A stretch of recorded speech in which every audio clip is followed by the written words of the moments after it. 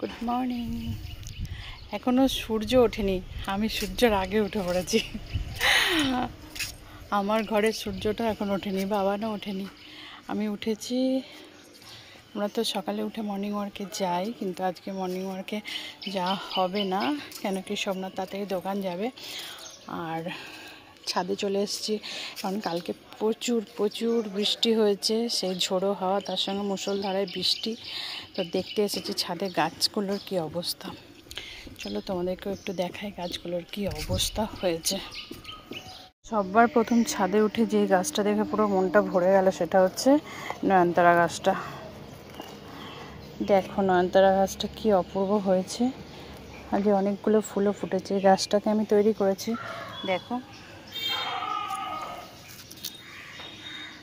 গাছটা দেখেছো, গোড়াটা কিন্তু অনেকটাই মোটা, ওপরটা ঝাড়ালো হয়েছে, কেটে কেটে করেছিল আর কেটে। এদিকে গাছগুলো ঠিকই আছে, ওই দিকের গাছগুলো একটু দেখবো, গোড়ায় জল জমেছে নাকি।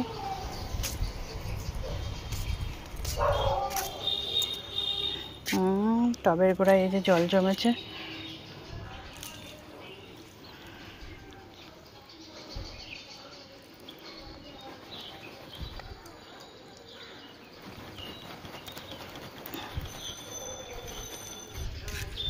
যে ছোট ছোট টবগুলোতে জল জমে গেছে।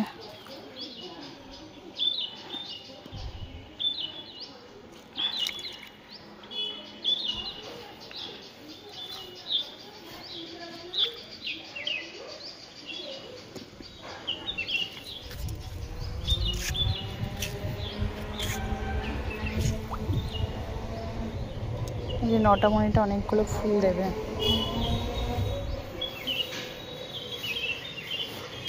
এখানে একটা ছোট্ট চারা গাছ হচ্ছিল, কি সুন্দর বড় হয়ে গেছে।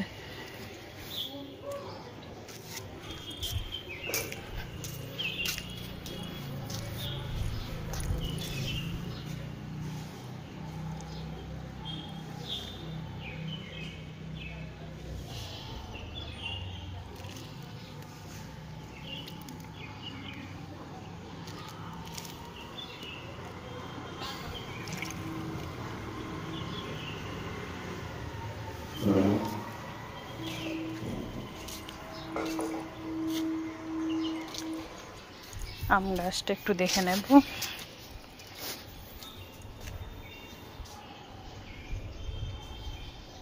বাবান ভীষণ এক্সাইটেড আমটা পাড়ার জন্য। ছাদে কিছুক্ষণ এলে পুরো মনটা ভরে যায় গাছ দেখলে। সামান্য একটু নয়নতারা দেখো, যেগুলো এমনি আনাচে কানাচে দেয়ালে হয়ে যায়।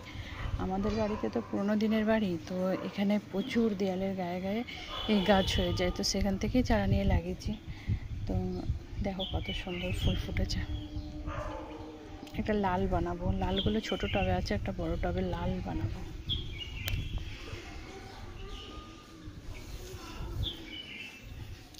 তো টাটা সকল বন্ধুকে, আবার দেখা হচ্ছে নেক্সট ভিডিওতে।